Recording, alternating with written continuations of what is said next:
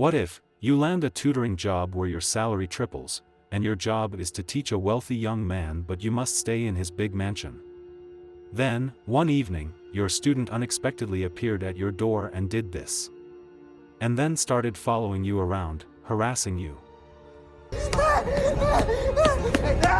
But to your surprise, everything is planned to destroy you, because he thinks you deserve it. Stop it! Welcome to What a Story. Ethan, a private tutor, has gained popularity among wealthy families due to his outstanding teaching aptitude and his knack for building rapport with adolescents. His schedule primarily revolves around tutoring students in their lavish residences. As he eagerly awaits the arrival of his anticipated baby with his cherished girlfriend Annie, Ethan's life is overflowing with happiness and contentment. One day, Ethan receives a call from Chris, the manager at the company, who has some thrilling information to share. A wealthy client is offering an astonishing $2,500 daily for Ethan's tutoring services for their son, Jackson. They require Ethan to stay at their location for a trial period of 1 week. Recognizing this as a golden chance to secure additional income in preparation for his upcoming role as a father, Ethan enthusiastically accepts the offer. The next day, the chauffeur hired by the affluent family transports Ethan to their grand mansion. Upon entering the mansion, he meets Jackson and initiates their session by allocating a set amount of time for Jackson to complete a test. When he waits for Jackson to finish the test, Ethan can't help but feel curious about the magnificent mansion. He strolls the house, and in doing so, he encounters Jackson's cousins, Gavin, and Gavin's girlfriend, Jenny. Upon his return to Jackson, Ethan is thoroughly impressed by Jackson's remarkable knowledge and his quick problem-solving abilities. He even questions if Jackson has seen the test before. While exploring the mansion, he re-encounters the strange couple, and Ethan notices Jenny's persistent gaze. The following day, things turn peculiar when Jackson is asked about his father's job. Instead of a direct answer, he hesitates, citing non-disclosure rules. When questioned about his mother, Jackson discloses that she was sent away and never returned.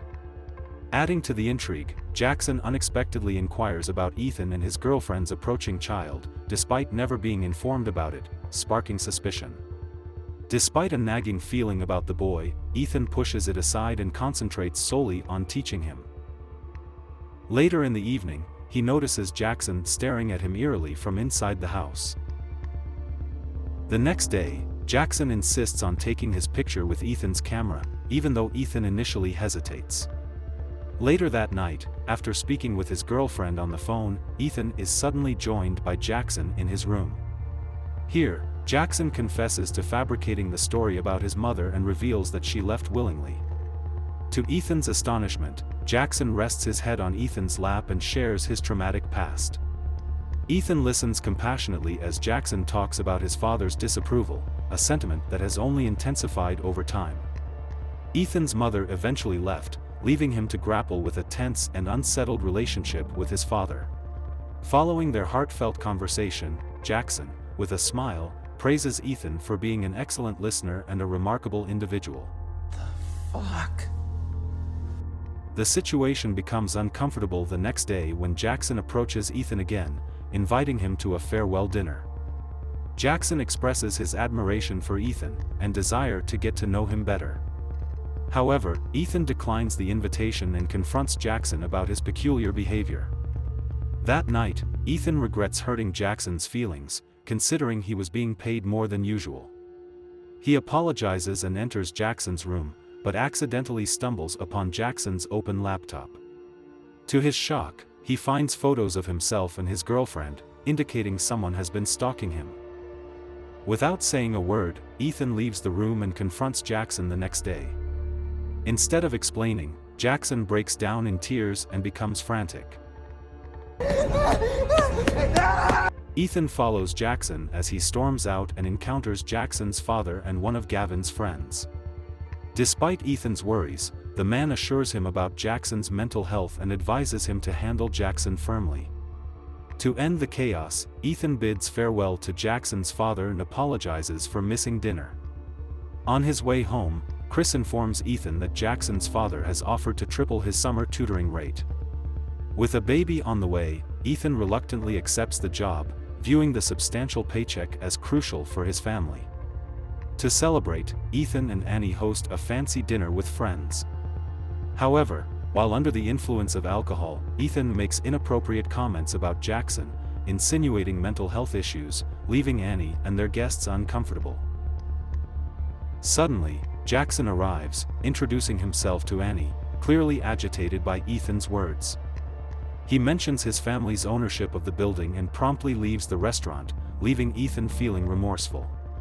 Annie had enough of Ethan's odd behavior and constant unkind remarks about an apparently harmless teenager. She feels he's making a fool of himself and her in front of their friends, and it's not the first time he's acted this way while intoxicated. The next day, Jackson invites Ethan to his townhouse instead of their usual bungalow class.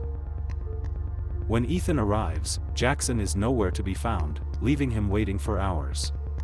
Feeling remorseful for his previous behavior, Ethan decides to wait and apologize.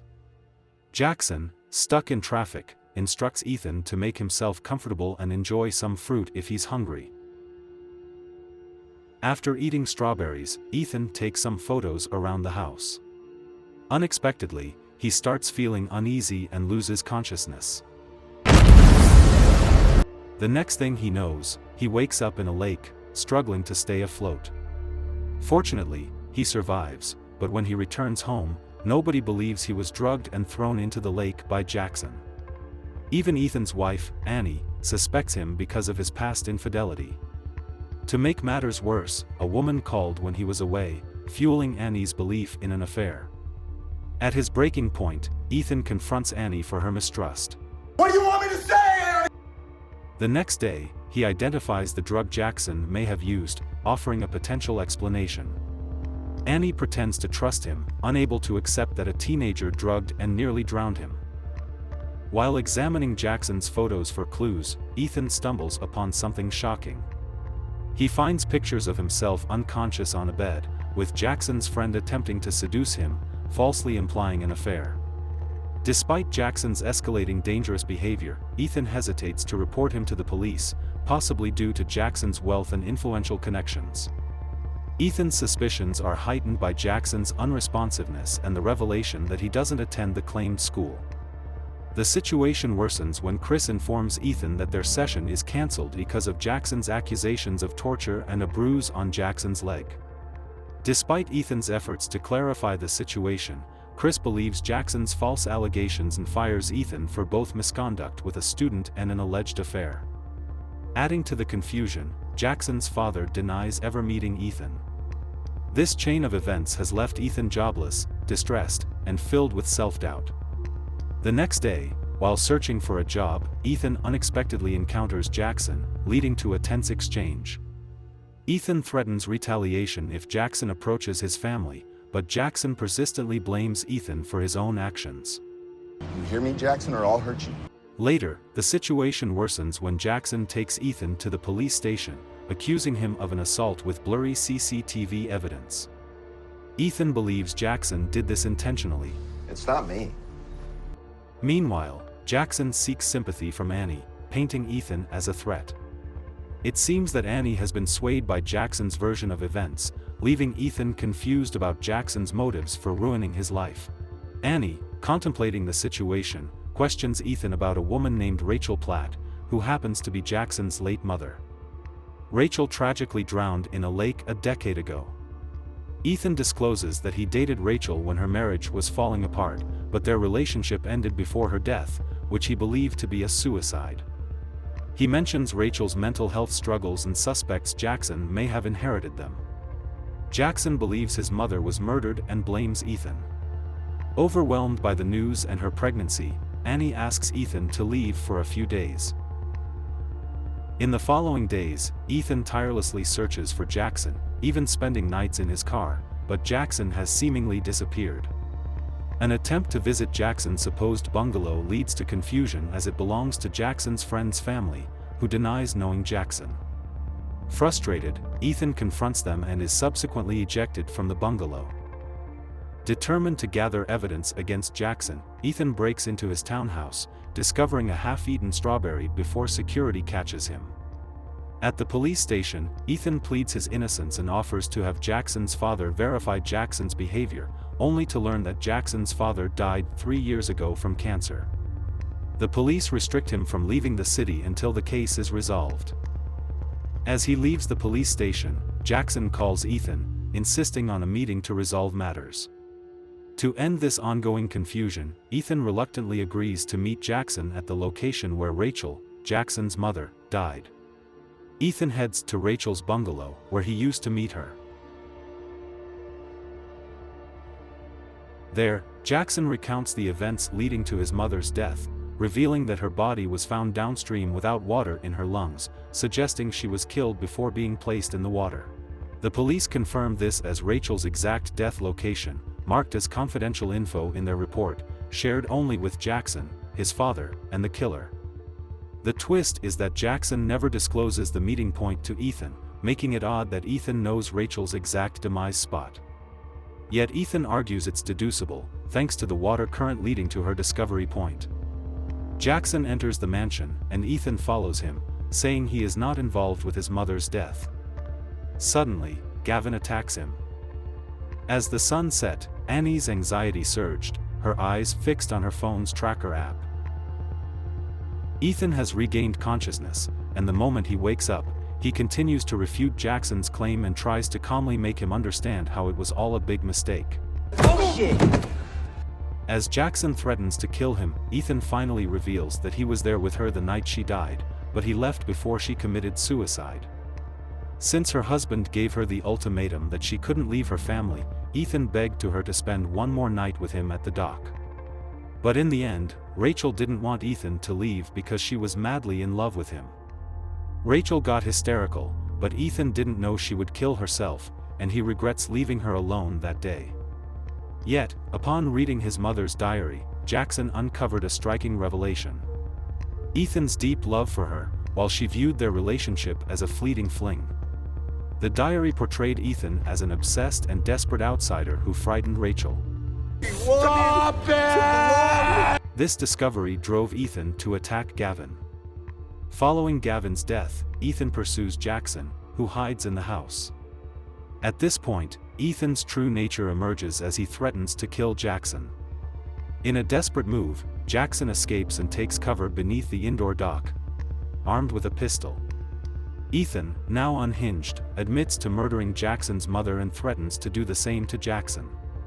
Annie arrives at the mansion, overhears the confession, and despite Ethan's attempts to convince her otherwise, she can no longer believe him. Realizing that Annie is now a witness, Ethan decides to silence her. Just as he is about to take action, Jackson emerges from under the dock, shooting Ethan with a pistol he had previously obtained. Wounded, Ethan falls into the lake and apparently drowns. The next morning, a search for his body proves futile. Annie reflects on how someone can spend a lifetime with another person without truly knowing them. The story concludes by revealing that Ethan may still pose a danger, possibly having moved to a new upscale neighborhood and applying for another tutoring job, keeping Annie and Jackson at risk.